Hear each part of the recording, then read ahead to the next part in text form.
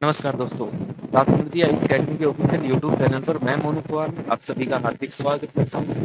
दोस्तों, हमने मुहिम स्टार्ट की थी कि हम प्रीवियस ईयर के क्वेश्चन पेपर हैं जो आपके 2023 के हैं, तो हम पेपर को यूनिट वाइज सॉल्व करेंगे। तो दोस्तों, हमने टीचिंग कर चुके हैं हम, जो आपको डिस्क्रिप्शन में वीडियो मिल जाएगी। इसके अलावा हम रिसर्च की 2 वीडियो कर चुके हैं दोस्तों। आज ये तीसरी वीडियो आपकी रिसर्च की। कोशिश कीजिए आप इन वीडियो को सीरीज में देखने की। क्यों? क्योंकि कोशिश ये करनी है कि आपको जो पहले जो चीजें समझाई गई है वो यहाँ सारी की सारी आपकी रिलेट करेगी। तो इसलिए आपको वो चीजें हैं वो ध्यान से देखनी है और एक सीरीज में इन वीडियोस को देखना ताकि आपको प्रॉफिट मिले और एग्जाम बिल्कुल पास है दोस्तों।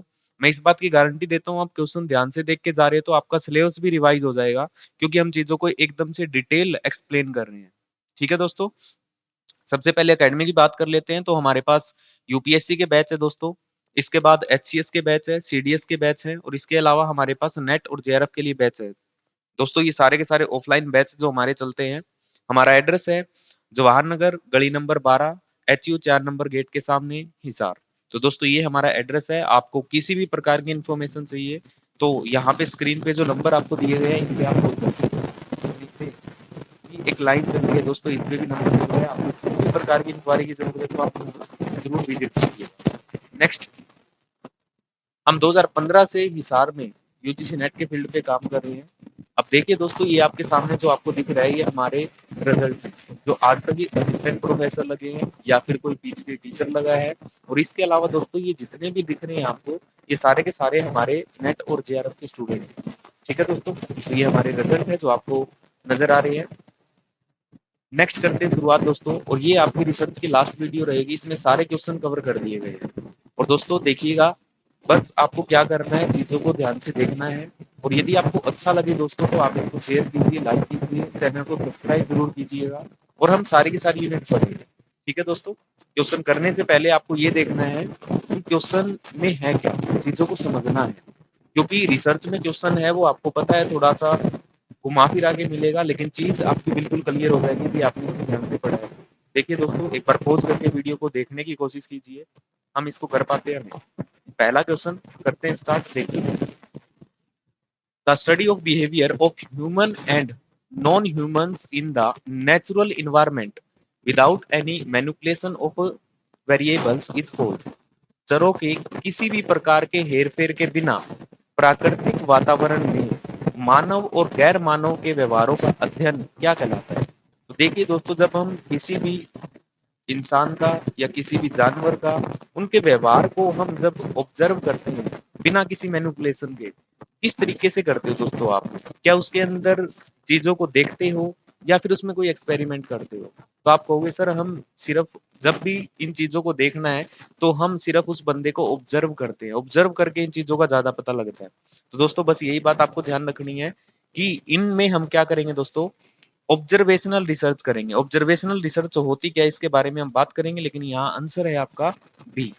देखिए दोस्तों, ये आपके सामने जो आपको नजर आ रहा है इसके अंदर ऑब्जर्वेशनल एंड एक्सपेरिमेंटल स्टडी है।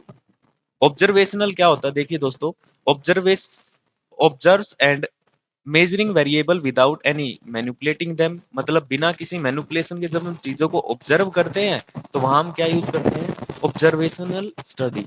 लेकिन जब हम एक्सपेरिमेंटल की बात करें दोस्तों, तो यहाँ पे क्या होता है? देखिए, मैनिपुलेट वन और more variables to determine their effects on the outcome. तो हम यहाँ पे चीजों को मैनिपुलेट करते हैं। कैसे?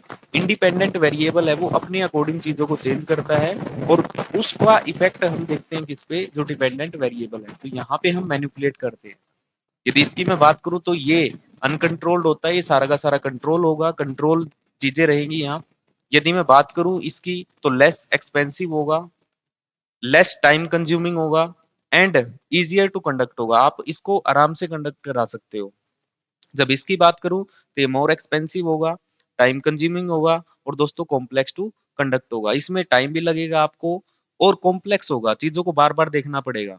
जैसे आप देखते हो ना, कोई साइंटिस्ट रिसर्च करता है, उस टाइम पे आप देखते हो कि उस चीज को करने में पैसा भी लगता है, टाइम भी लगता है और उसको कॉम्प्लेक्स है बिल्कुल कंडक्ट करने में, मेहनत लगेगी आपकी। ठीक है दोस्तों, उम्मीद करता हूँ इस पे क्वेश्चन कोई भी आएगा तो आप कर पाओगे। नेक्स्ट बढ़ते हैं हम आगे दोस्तों, देखिएगा। यदि आपको लग रहा है कि हाँ कुछ क्वेश्चन अच्छे आपको करवाए जा रहे हैं दोस्तों, तो आप इस चीज को बिल्कुल शेयर कर सकते हो। अब देखिए दोस्तों, यहाँ से क्वेश्चन आपका हर एक एग्जाम में था 2023 में, 24 में भी इससे क्वेश्चन आए हैं। जो प्लेगरिज्म की जो रेगुलेटिंग एक्ट 2018 है उससे क्वेश्चन आते हैं। अब देखिए दोस्तों, इसमें है क्या, in the submission of thesis, आपको थीसिस सबमिशन करवा दी। If a student is found to commit plagiarism of level 3 as per regulating act 2018 on plagiarism, the following penalty will be imposed. ये कहता है किसी एक लड़के या किसी विद्यार्थी ने अपनी थीसिस है वो सबमिट करा दी, और उस कमेटी ने क्या पाया कि उसमें लेवल 3 साहित्य चोरी की है, ठीक है, तो उसमें क्या पेनल्टी है उसको दी जाएगी। तो दोस्तों यहाँ पे ध्यान रखना है, साहित्य चोरी की देखो जो लेवल है वो 4 लेवल होते हैं, 0 1 2 3। अब ये सारे लेवल मैं आपको पहले वाली वीडियो में पढ़ा चुका हूँ, यदि आप वो चीज देख के आओगे तो चीजें और अच्छे से आपकी क्लियर हो जाएगी। अब देखिए इसके बारे में बात करते हैं हम, है क्या। पहला क्या है देखिए, स्टूडेंट शैल बी, सीधी सी बात है, विद्यार्थी को 1 साल की अवधि के लिए संशोधित शोध प्रबंधन प्रस्तुत करने के लिए रोक दिया जाता है, बिल्कुल नहीं। देखो ये होता है आपका जब लेवल 2 हो, लेवल 2 में ये चीज की जाती है। उस पाठ्यक्रम के लिए विद्यार्थी को पंजीकरण निरस्त कर दिया जाता है, बिल्कुल उस चीज को कैंसिल ही कर दिया जाएगा कि आप इलिजिबल ही नहीं है, खत्म ही कर दिया जाएगा। तो ये लेवल 3 के अंदर होता है क्योंकि ये हाईएस्ट लेवल ऑफ प्लेगरिज्म है। नेक्स्ट दोस्तों, 6 माह के अंदर आप संशोधित प्रस्तुत कर सकते हो, ये इसमें नहीं आएगा। ये होता है आपका जब आप लेवल 2 करते हो। इसके बाद देखो 6 महीने के भीतर संशोधन प्रस्तुत किया जा सकता है, ये आपका लेवल 1 के अंदर होता है। तो इसका मतलब दोस्तों जो आपका आंसर है वो आपको नजर आएगा बी, बी आपका आंसर रहेगा। अब इसके बारे में हल्की सी हम बात कर लेते हैं, देखिएगा ये चीज जरूरी है दोस्तों, यदि आप ध्यान से देखोगे इनको तो यहाँ से क्वेश्चन अब भी आता है, 2024 में भी हमें देखने को बहुत मिला है। देखिए सबसे पहले हम बात करते हैं इसके लेवल की।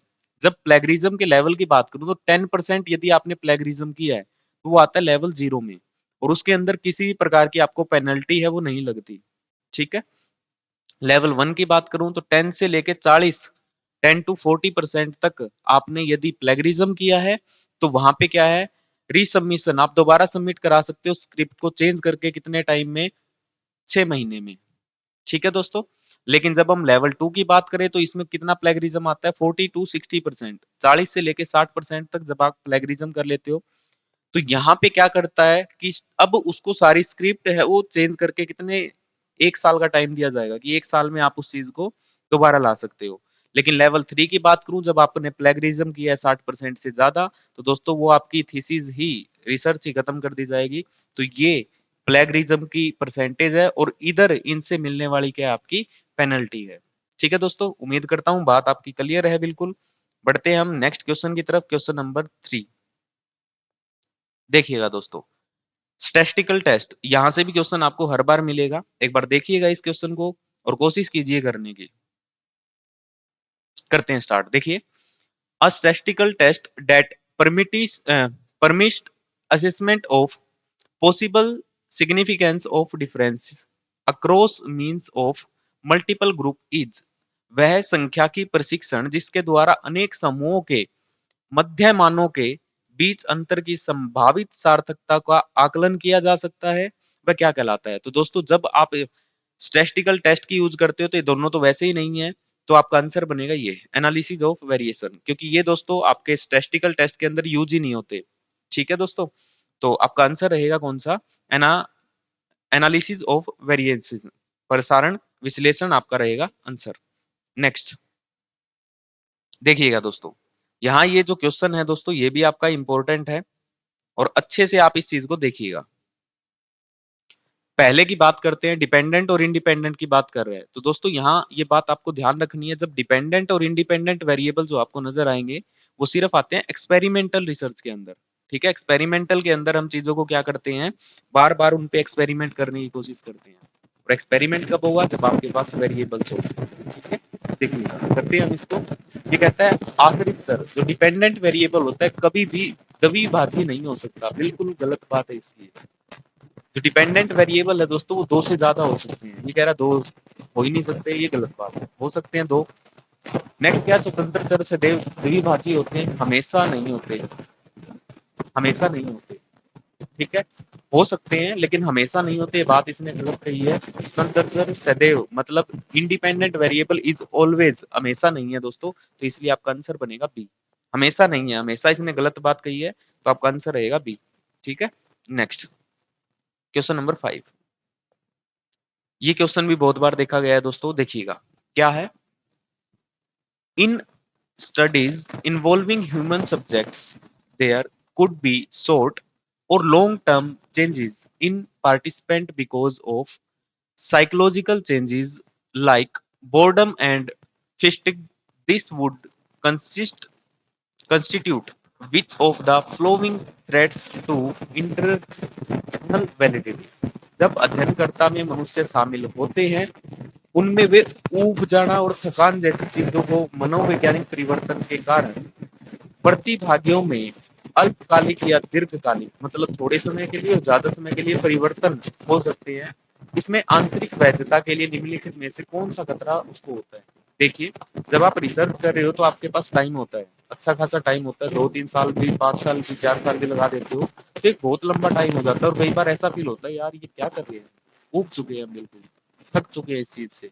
तो ऐसा जब होता है तो आपको किस तरीके की थ्रेट है, वो आंतरिक थ्रेट है, वो जो देखने को मिलती है इंटरनल, दोस्तों वो क्या होती है आपकी, जो परिपक्वन संबंधी खतरा है, जो आपका मैचुरेशन, जो आपके अंदर मैच्योरिटी आती है दोस्तों उस चीज को लेके। जैसे जैसे आपकी मैच्योरिटी बढ़ेगी उन चीजों को लेके आपके इंटरनल चेंजेस आएंगे। ठीक है, तो उसी की बात कर रहे हैं, तो आपका आंसर रहेगा दोस्तों यहाँ पे क्या, ए आपका आंसर है। ठीक है दोस्तों, ये क्वेश्चन कई बार आया है, बस आपको ध्यान रखना है थोड़ा सा। नेक्स्ट, ये क्वेश्चन और भी इंपॉर्टेंट है, ये कल भी किया था हमने दोस्तों, मतलब लास्ट क्लास जो हमारी है, आज भी देखो क्या कह रहा है ये आपको। In APA style of referencing for a journal article which of the following would come in the end. ये कह रहा है किसी जर्नल के लेख के लिए एपीए संदर्भ शैली में निम्नलिखित में से कौन सा अंत में आएगा। तो दोस्तों जब आप इसको लिखते हो कंप्लीट को, तो सबसे लास्ट में आएगा आपका डी ओ आई। ये होता क्या है दोस्तों, इन सब की हम बात करेंगे, आंसर रहेगा आपका डी ओ आई। कल हमने पढ़ा था कि स्टार्टिंग के 3 स्टेप क्या होंगे, तो दोस्तों बस यही चीज है इसमें सारी की सारी। देखिए, ये हर बार क्वेश्चन आपके एग्जाम में मिलता है, तो इसलिए इसकी पूरी डिटेल आपके सामने है। देखो, सबसे पहले क्या आता है, ऑथर का नाम, ये बात आपको ध्यान रखनी है। ठीक है, एपीए के अंदर। दूसरा क्या आएगा, ईयर, जो उसका पब्लिकेशन का ईयर है। तो देखो, पहले ऑथर का नाम, फिर पब्लिकेशन का ईयर, फिर आएगा आर्टिकल, जो टाइटल है, आर्टिकल का टाइटल क्या है। नेक्स्ट आएगा आपका जर्नल टाइटल, जर्नल टाइटल आपने क्या दिया, पेज लिखे जाएंगे नहीं इसमें, ठीक है, जर्नल टाइटल, उसके बाद वॉल्यूम या इशू, क्या वो इशू है, कौन से वॉल्यूम है, फर्स्ट वॉल्यूम से है, सेकंड से है, थर्ड से है। तो देखो, author, year, article title, journal title, उसके बाद वॉल्यूम और इशूज। और नेक्स्ट आप बढ़ोगे तो उसमें पेजेस, पेज नंबर लिखे जाएंगे, पेजेस 32 से 42, 52 से इस तक। और लास्ट में आता है आपका डी ओ आई। तो डी ओ आई मतलब क्या है दोस्तों, जो उसकी साइट, तो साइट के बारे में आप दोगे। तो ये सारी की सारी चीज हैं जो आपकी एपीआई के बारे में है। ठीक है दोस्तों, उम्मीद करता हूँ बात आपकी ये बिल्कुल क्लियर होगी, कोई दिक्कत आपको नहीं होगी। नेक्स्ट, नेक्स्ट क्वेश्चन, इस पे बहुत भर के क्वेश्चन आए हैं दोस्तों प्लेगरिज्म वाले, और इस बार भी आने के बहुत चांस है। मैंने सारे क्वेश्चन करा दिए जितने भी इससे बनते हैं, जितने भी क्वेश्चन। देखिएगा, according to UGC regulating 2018 on promoting the academic integrity, the institutional academic integrity panel will consist of। ये कह रहा है जो अकादमिक निष्ठा के संवर्धन संबंधी यूजीसी अधिनियम 2018 के अनुसार संस्थानिक अकादमी की निष्ठा पैनल होंगे। जो पैनल जो इन लोगों ने बनाया है दोस्तों इसका, तो ये कितने मेंबर होंगे, तो ये मेंबर होते हैं दोस्तों इसके अंदर चार, चार मेंबर। ये मेंबर कौन कौन है देखिएगा, चार मेंबर है कौन, ये आपके सामने है। देखिए, the institutional academic integrity panel IAIP established bye, कौन स्टैब्लिश करता है सबसे पहले, तो ये ध्यान रखना है, यूनियन ग्रांट कमीशन यूजीसी करता है। और इन 2018 2018 की हम बात कर रहे हैं, हैज 4 मेंबर। तो इसके अंदर कितने मेंबर होंगे, चार मेंबर, चार मेंबर होते हैं दोस्तों। इसको बनाने वाला कौन है, यूजीसी। ठीक है, अब इसमें कौन कौन होगा, सबसे पहले होता है इसका चेयरपर्सन। चेयरपर्सन कौन होगा, कोई प्रोफेसर या उसके इक्विवेलेंट कोई मेंबर होगा, जो ऑफिसर ऑफ द इंस्टीट्यूशन होगा। ठीक है, जो इंस्टीट्यूशन बनाया उसको ऑफिसर या चेयरमैन कहलाएगा। दूसरा, फैसिलिटी मेंबर, ये मेंबर है a member of institute faculty who is not a part of teaching staff of the department और प्रोग्राम। तो ये कोई भी टीचिंग स्टाफ और डिपार्टमेंट का मेंबर नहीं होता।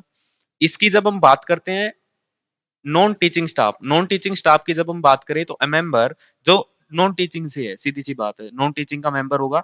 और एक होगा एक्सटर्नल मेंबर जिसको इन चीजों के बारे में नॉलेज है, जो बाहर का बंदा है। तो ये चार लोग इस कमेटी या इस पैनल के अंदर होते हैं। ठीक है दोस्तों, पहला चेयरमैन, दूसरा फैसिलिटी मेंबर, तीसरा नॉन टीचिंग स्टाफ मेंबर और चौथा क्या है, एक्सटर्नल मेंबर। तो ये चार मेंबर आपको देखने को नजर आएंगे। ठीक है, नेक्स्ट आगे बढ़ते हैं। बस क्वेश्चनों को आप ध्यान से देखते रहिएगा।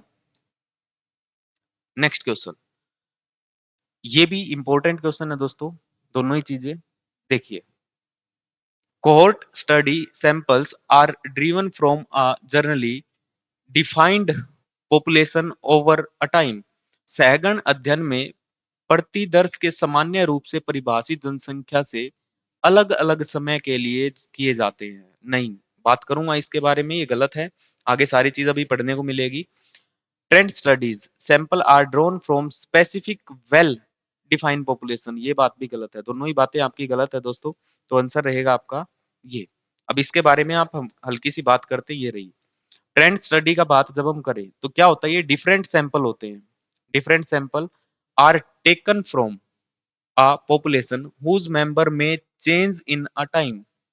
Example attitude of principals regarding flexible schedules during the certain part. सीधी सी बात है, इसमें क्या होता है, ट्रेड।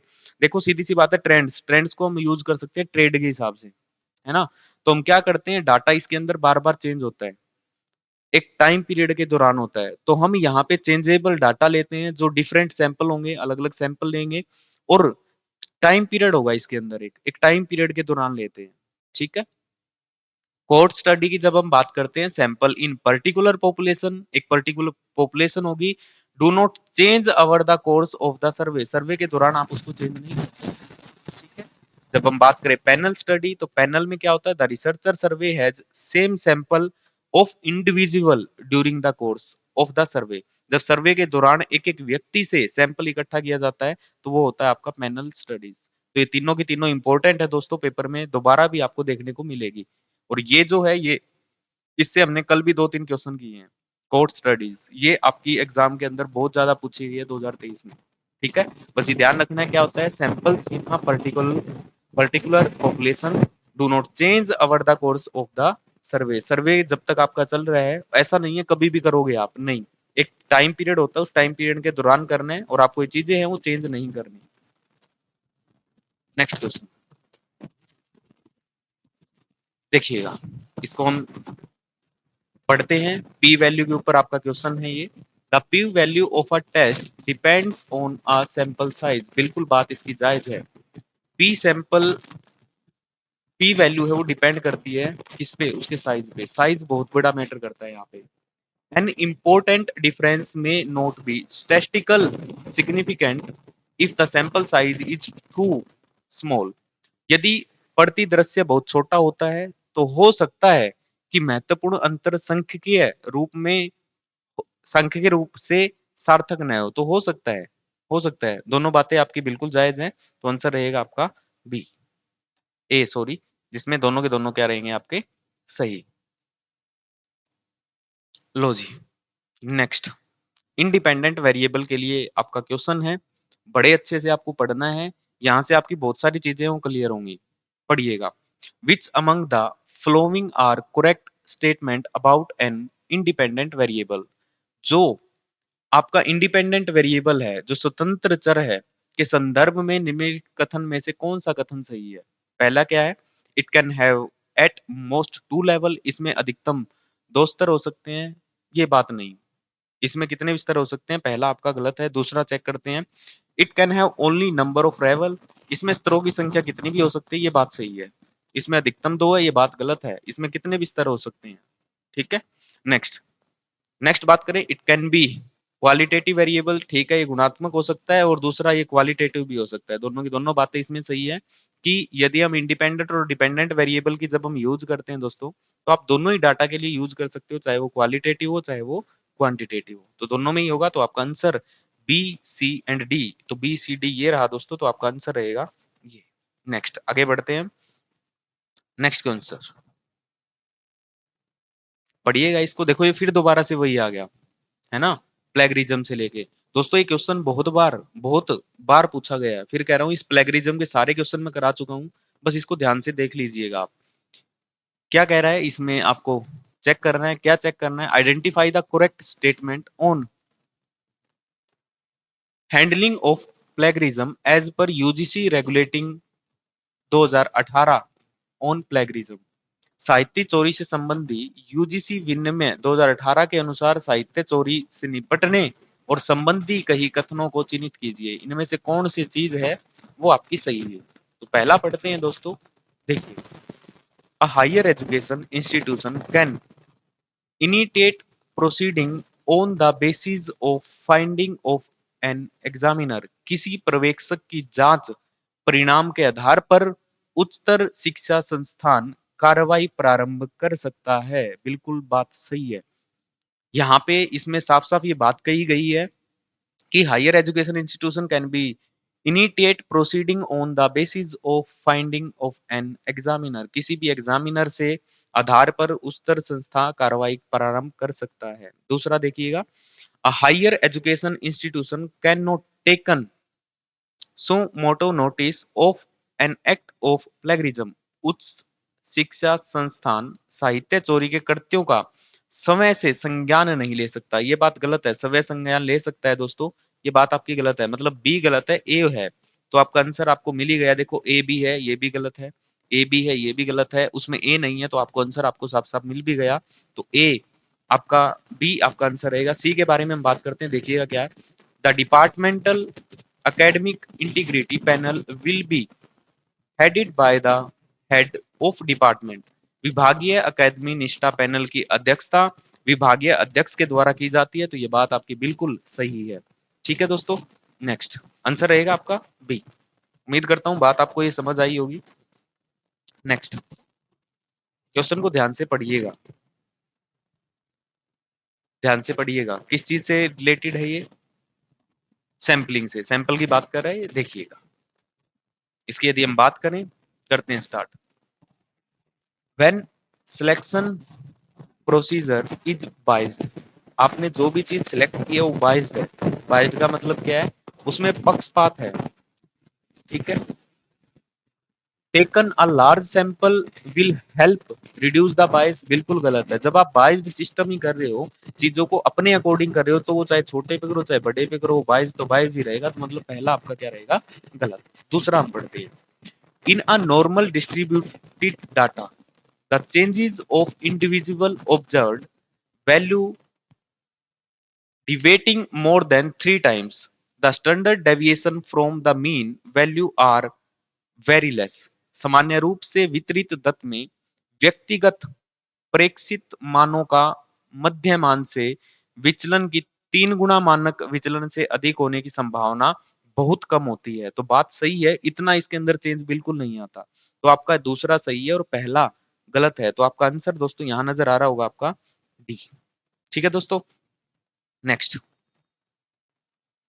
इंपॉर्टेंट क्वेश्चन दोस्तों, very very, which of the following is not a type of longitudinal research. Longitudinal research की जब हम बात करते हैं, तो लॉन्गिट्यूडनल रिसर्च होती है बिल्कुल इस तरीके से, टॉप टू बॉटम, है ना। क्रॉस सेक्शनल, क्रॉस सेक्शनल नाम से ही क्लियर है कि ये लॉन्गिट्यूडनल नहीं हो सकती, तो आंसर हमें मिल भी गया। अब लॉन्गिट्यूडनल की जब हम बात करें तो कौन कौन सी, तो ये सारी की सारी प्रोस्पेक्टिव, एक इसमें होता है रिट्रोस्पेक्टिव, रिट्रोस्पेक्टिव वो भी ध्यान रखना है आपको, एक कोहर्ट और एक है ट्रेंड। तो ये 3 और एक 4, ये 4 क्या होती है, सारी की सारी आपकी लॉन्गिट्यूडनल स्टडी होती है। ठीक है, इसमें रिट्रोस्पेक्टिव भी आपको ध्यान रखना है एक वर्ड। ठीक है, तो आंसर आपका क्या आएगा, क्रॉस सेक्शनल, क्रॉस सेक्शनल आपका आंसर रहेगा। नेक्स्ट देखिएगा, इंपॉर्टेंट है ये क्वेश्चन भी, to conduct a research based on an in depth study, ठीक है, of 10 classroom, select the class with fewest behavior problems, then expose how teacher in those classes establish a positive learning climate by interviewing teacher and student and analyzing video made at the beginning of the school session, which research method is to be selected for the purpose। इस purpose के लिए आप कौन सा method है वो use करोगे। देखिए है क्या, 10 कक्षाओं का गहन अध्ययन पर आधारित शोध करने के लिए, 10 कक्षाएं का शोध करना है आपको, करने के लिए उन कक्षाओं का चयन करें जिनमें आचरण की न्यूनतम समस्या हो, ठीक है, कम से कम समस्या। फिर शिक्षकों और विद्यार्थियों के साक्षात्कार करके और विद्यालय के स्तर के प्रारंभ में बनाए गए वीडियो टेपों का विश्लेषण करके अन्वेषण करें कि उन कक्षाओं में शिक्षकों को किस प्रकार की सकारात्मक अधिगम परिवेश बनाया और इस उद्देश्य के लिए किस शोध पद्धति का प्रयोग किया जाएगा। तो दोस्तों देखो, आप स्टार्टिंग में कर रहे हो, टीचर का भी कर रहे हो, स्टूडेंट का भी कर रहे हो, फर्स्ट से 10th तक की क्लास भी ले रहे हो आप। तो दोस्तों यहाँ पे सहयोग बिल्कुल नहीं हो सकता, सारी अलग अलग चीज है। एक्सपेरिमेंट भी आप यहाँ बिल्कुल नहीं कर सकते, क्यों? क्योंकि ये कह रहा है जो स्टार्टिंग में वीडियोस बनाई है उनके ऊपर बात कर रहा है ये। एंथ्रोपोलॉजी बिल्कुल नहीं होगी, तो आपकी जो है वो क्या आएगा यहाँ पे, मिक्स्ड मेथड। तो मिक्स्ड मेथड का हम यहाँ पे यूज करेंगे जहां पे हमें सारी की सारी क्लास का डाटा भी मिले, हमें टीचर का भी मिले, हमें स्टूडेंट का भी मिले। तो आपका मिक्स्ड मेथड यहाँ क्या रहेगा, कामयाब रहेगा। तो आंसर रहेगा आपका बी। उम्मीद करता हूँ बात आपको क्लियर है। नेक्स्ट क्वेश्चन लो जी, ये क्वेश्चन भी इंपॉर्टेंट है। रिसर्च के जितने भी क्वेश्चन ये सारे करा रहा हूँ दोस्तों 2023 के, यदि आपके पास क्वेश्चन है तो आप उनमें सारे के सारे देख सकते हो, सारे क्वेश्चन है ये। देखिएगा, which research method is to used to identify cause effect relation and test be possible explanation for effects। कार्य कारण संबंधियों की पहचान करने के लिए, प्रभावों की संभव व्याख्या की जांच करने के लिए किस शोध पद्धति का आप प्रयोग करना चाहिए। तो दोस्तों एंथ्रोपोलॉजी बिल्कुल नहीं है, केस स्टडी भी नहीं है, रिलेशन भी नहीं है, एक्सपेरिमेंटल। एक्सपेरिमेंटल में हम कोज एंड इफेक्ट की बात करते हैं।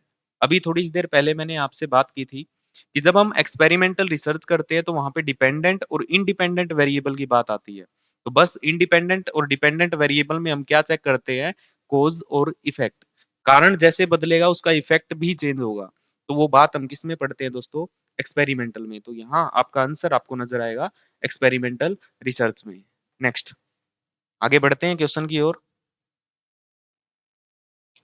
लीजिए, ये क्वेश्चन और भी इंपॉर्टेंट है दोस्तों, क्योंकि ये क्वेश्चन 2024 में भी देखा है मैंने, 2024 में भी आया हुआ था।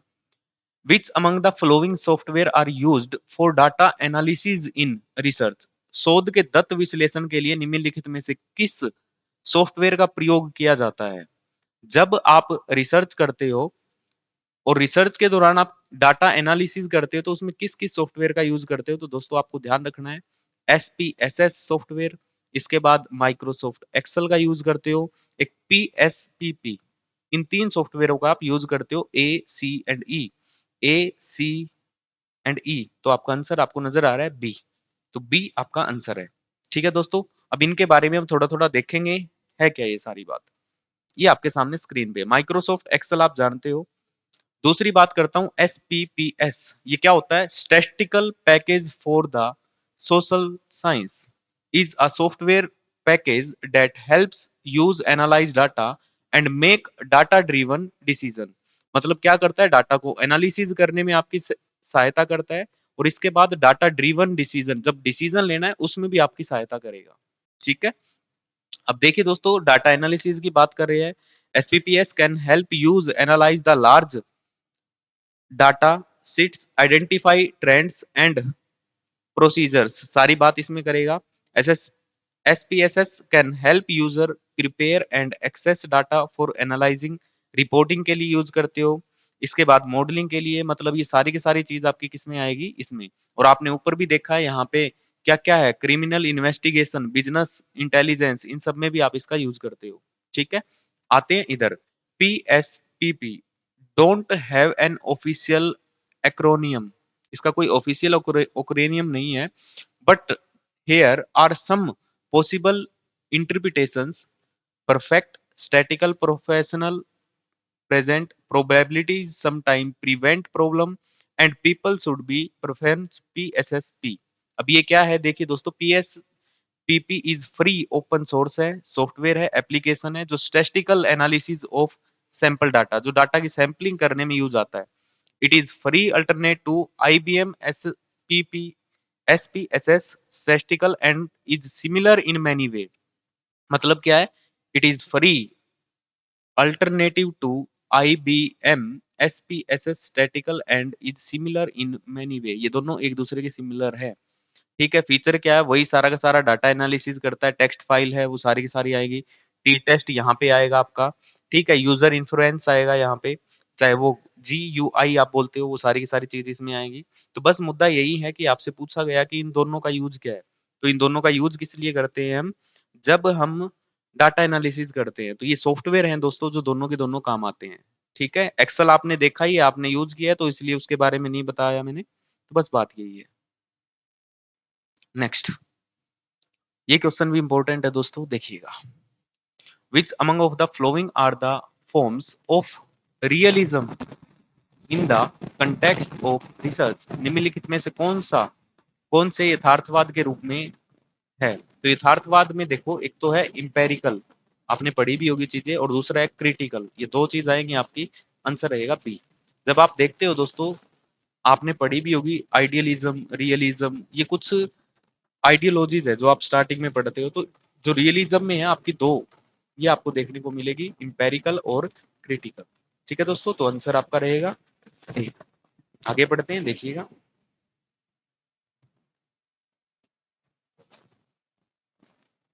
देखो, इसको ध्यान से पढ़िएगा। थीसिस के लिए दी गई है। जो आप एथिक्स होते हैं, एथिक्स के बारे में सारी बातें यहाँ हैं। दो स्टेटमेंट आपको दी गई है, दोनों के बारे में पढ़ते हैं और करते हैं start. The ethics committee does not ask the researchers to indicate whether their research entail certain procedure of activities which are often derived from professional guidelines. Hindi में पढ़िए। आचार नीति समिति शोधकर्ताओं को यह बताने को नहीं कहती कि उनके शोध में वैसी प्रक्रियाओं या क्रियाकलाप है या नहीं जो प्राय व्यवसायिक दिशा में निर्देश से व्युत्पन्न होते हैं। तो ये बात आपकी गलत है। यहाँ पे कोई समिति इस बात के बारे में कोई बात नहीं करती। Ethical issue can not and do not arise at all stage of the research process. एक शोध प्रक्रिया के सभी चरणों में नैतिक समस्या नहीं आती और न ही आ सकती। क्या ऐसी चीज है? नहीं। आपको एथिक्स का तो हर स्टेज पे ध्यान रखना है, जितनी भी स्टेज है। प्रॉब्लम कर ली आपने फाइंड, उसके बाद हाइपोथेसिस बना ली, उसके बाद डाटा कलेक्शन कर लिया, फिर टेस्ट लगा लिए, फिर उसको एनालाइज कर लिया, लास्ट में कंक्लूजन निकाल लिया। तो हर एक चीज में आपको किसकी चीज की जरूरत होगी? एथिक्स, एथिकल चीजों की जरूरत होगी। तो आपके यहाँ दोनों के दोनों ही गलत है दोस्तों। तो आपका आंसर बनेगा बी। तो बी आपका आंसर रहेगा। ठीक है, नेक्स्ट बढ़ते हैं आगे। नेक्स्ट क्वेश्चन देखिएगा दोस्तों।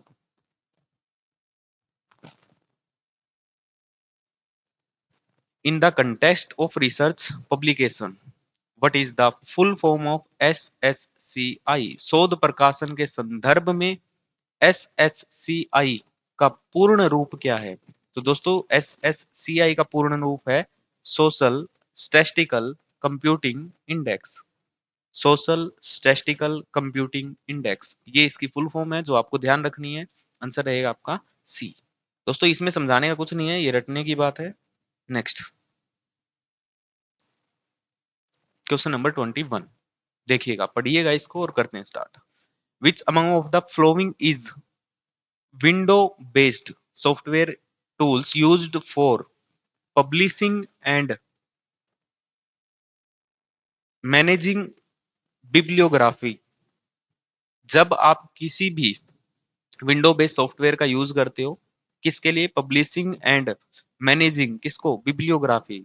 ठीक है, निम्नलिखित में से कौन सा विंडो आधारित सॉफ्टवेयर है, उपकरण है, जिसका प्रयोग आप ग्रंथ सूचियों के प्रकाशन और उसके प्रबंधन, मैनेजमेंट करने के लिए और उसको पब्लिश करने के लिए यूज करते हो? तो वो है दोस्तों एंड नोट। एंड नोट के लिए, एंड नोट से हम ये सारा काम करते हैं, उसको मैनेज करने का काम भी करते हैं और पब्लिश करने का काम भी करते हैं।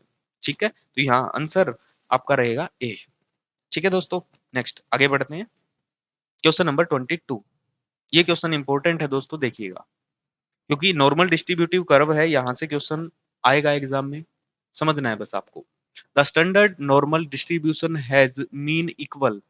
जहां standard normal distribution has mean equal, जहां पे स्टैंडर्ड डेविएशन उसमें मीन कितना होता है, वो 0 होता है दोस्तों। आंसर रहेगा आपका 0। कैसे होता है ये रहा, देखिएगा दोस्तों, ये आपके पास नॉर्मल डिस्ट्रीब्यूटिव कर्व है। जब हम यहां देखें तो यहां देखो स्टैंडर्ड डेविएशन जब आपका 1 है तो यहाँ पे मीन कितना होगा, 0। ये बात आपको ध्यान रखनी है, स्टैंडर्ड डेविएशन में मीन होता है आपका 0 वैसे। जब स्टैंडर्ड डेविएशन 2 होगा तो मीन कितना होगा आपका -2, और जब स्टैंडर्ड डेविएशन आपका 0.5 होगा तो मीन होगा आपका +2। तो ये तीनों ही बातें कहीं ना कहीं आपसे पूछी जा सकती है। मीन मोड मीडियन आपसे भी पूछे जा सकते हैं, तीनों के तीनों यही होंगे, मीन मोड और एक मीडियन। ये तीनों के तीनों दोस्तों आपसे पूछे गए हैं, और कल वाले के जो हमने की है उसके अंदर ये बात भी हमने की है। बस ये ध्यान रखना है, 0 भी होता है, -2 भी होता है, +2 भी होता है, ठीक है। लेकिन कब कब होता है वो आपको ध्यान रखना है। स्टैंडर्ड का मतलब होता है जो स्टैंडर्ड जो बना हुआ है इसी में, तो इसमें शुरू में कितना होता है, 0। यदि आपको स्टैंडर्ड डेविएशन दे के बात करे फिर आप उस हिसाब से लगा दोगे, ठीक है दोस्तों। नेक्स्ट आगे बढ़ते हैं। नेक्स्ट क्वेश्चन देखिएगा, which of the following is neither true और nor false of the content of uses of language. Language के बारे में बात कर रहा है, भाषा के उपयोग करने के संदर्भ में निम्नलिखित में से कौन से न तो सही हो सकते और न ही गलत। तो यहाँ पे दोस्तों आपका पहला है डायरेक्टिव डिस्कोर्स और दूसरा है इमोटिव डिस्कोर्स। ये दोनों के दोनों है। इंफॉर्मेशन नहीं हो सकती, सूचना बड़ा गलत है, ये नहीं होगा। इनके बारे में यदि बात करें तो ये सही भी हो सकते हैं और गलत भी हो सकते हैं। निर्देश, निर्देश जब हम देते हैं। दूसरा संवेगात्मक, ठीक है, इमोशनल, ये दोनों के दोनों गलत हो सकते हैं। तो आपका आंसर ए एंड बी यहाँ पे नजर आएगा आपको, तो आंसर ए बी है। बढ़ते हैं हम आगे। नेक्स्ट पढ़िएगा इसको आराम से, फिर हम करते हैं। देखिए, gaining access of public and social setting of an important issue in ethnographic research. किसी सार्वजनिक या सामाजिक स्थापना का अभियान प्राप्त करने हेतु नरजातीय शोध में एक महत्वपूर्ण विषय है। तो बिल्कुल बात आपकी सही है दोस्तों। ये नरजातीय की जब हम बात करते हैं तो आप नरजातीय का मतलब क्या होता है दोस्तों, मतलब एथनोग्राफ है। एथनोग्राफ का मतलब भी क्या होता है, उसका मतलब ये होता है पब्लिक और सोशल। जब आप इनकी स्टडी करते हो तो मतलब पहला आपका बिल्कुल सही है। दूसरे की बात करते हैं, there is no distinctions between overt and covert ethnography in terms of access and participation। अभिगम और सहभागिता के संदर्भ में प्रकट और प्रचलन नरजातीय वर्णन के मध्य कोई अंतर नहीं होता। तो यहाँ अंतर होता है, एक तो होता है अभिगम, है ना, और एक होता है सहभागिता। दो चीज है, पहली एक्सेस और दूसरी है पार्टिसिपेंट्स, दोनों में फर्क होगा। तो यहाँ दूसरी बात आपकी गलत है, तो पहली सही है और दूसरी गलत है। तो दोस्तों आंसर आपका हो गया सी, सी आंसर आपका रहेगा। नेक्स्ट देखिएगा दोस्तों, नेक्स्ट क्वेश्चन, क्वेश्चन नंबर 25।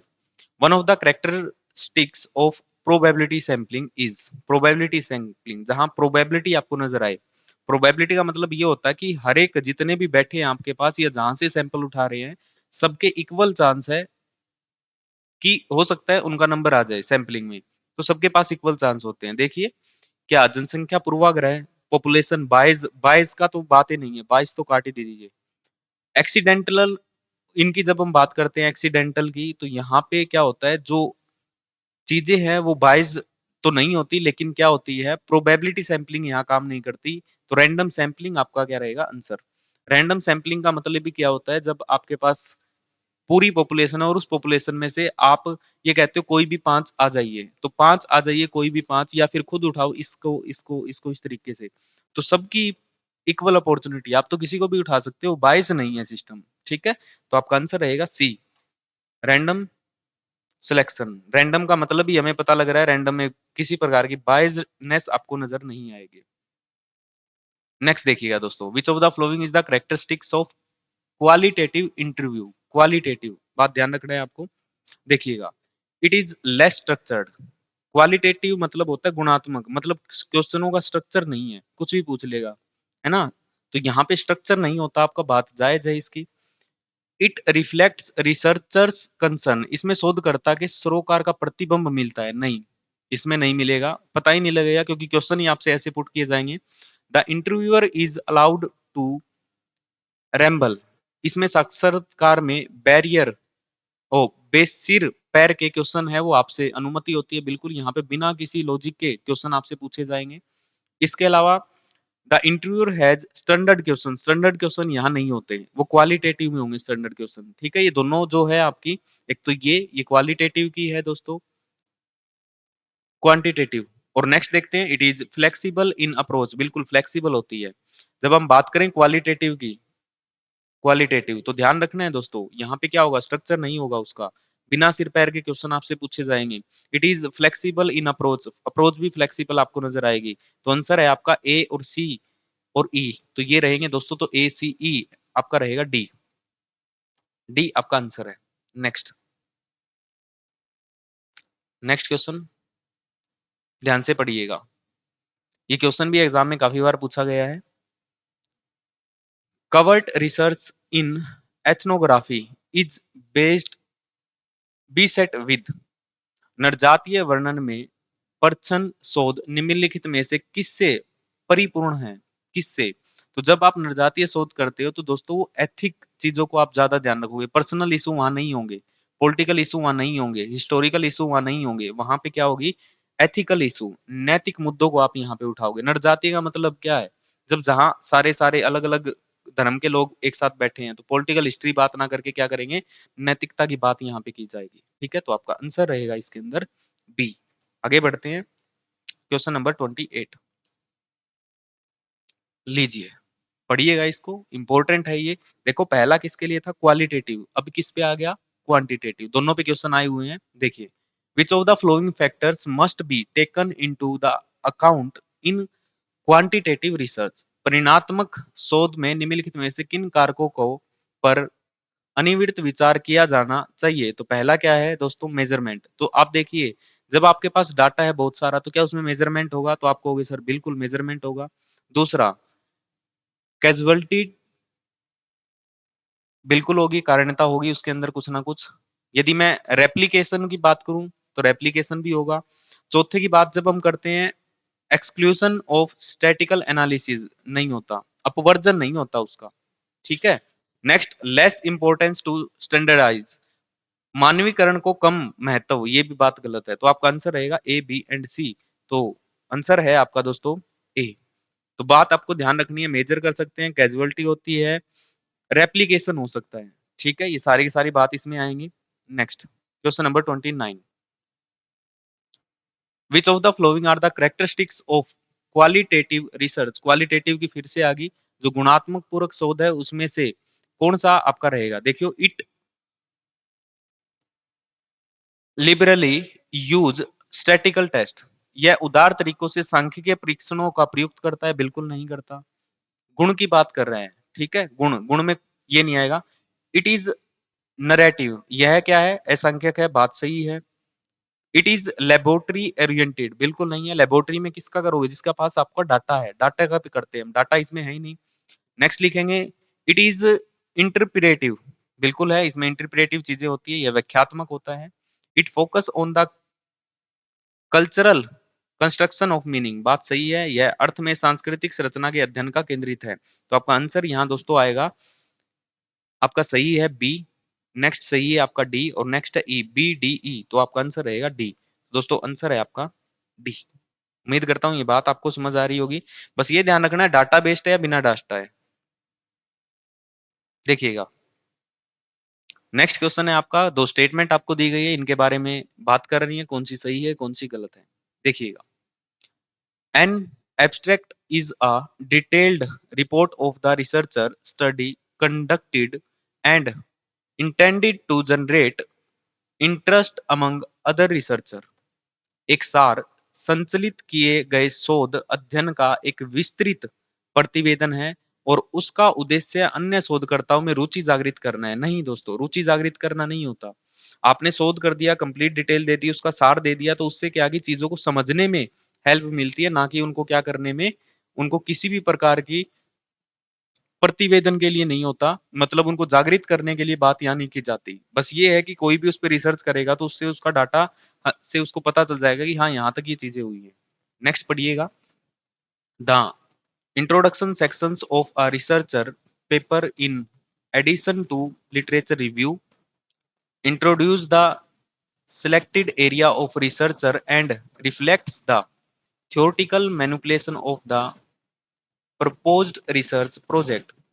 एक शोध पत्र में प्रस्तावना खंड साहित्य की समालोचना के अतिरिक्त चयनित शोध के क्षेत्र का परिचय देता है और प्रस्तावित शोध की परियोजनाओं के सैद्धांतिक निहितार्थ का प्रतिबिंब भी करता है। तो दोस्तों, प्रस्तावना जो होती है, आप देखिए कॉन्स्टिट्यूशन की प्रस्तावना है, वो क्या बताती है? वो बताती है कि आपका कॉन्स्टिट्यूशन है वो किस तरीके का है, उसकी कंप्लीट डिटेल है वो आपको किस में मिलेगी? उसके प्रीएम्बल प्रस्तावना में मिलती है। ये बात आपकी बिल्कुल सही है, मतलब पहला गलत है और दूसरा आपका सही है। तो पहला गलत है और दूसरा सही है दोस्तों, तो आपका आंसर रहेगा डी। आंसर है दोस्तों आपका डी। तो दोस्तों यहाँ आज हमने कितने क्वेश्चन किए हैं? 30 क्वेश्चन हम कर चुके हैं। तो उम्मीद करता हूँ यहाँ तक बात आपकी बिल्कुल क्लियर होगी दोस्तों। यदि आपको लग रहा है कि हाँ, हमें चीजें समझ में आ रही है दोस्तों, तो वीडियो को जरूर ज्यादा से ज्यादा शेयर कीजिए और चीजों को हमने डिटेल एक्सप्लेन किया है और अपने साथियों को भी बताइए और कोशिश करेंगे हम नेक्स्ट वीक में आपकी मैक्सिमम यूनिट है वो कवर कर दे। तो उम्मीद करता हूँ दोस्तों समझ आ रही है बातें। आज के लिए इतना ही। Thank you very much, have a nice day. मिलेंगे हम नेक्स्ट वीडियो के अंदर, तब तक पढ़ते रहिएगा। Thank you very much.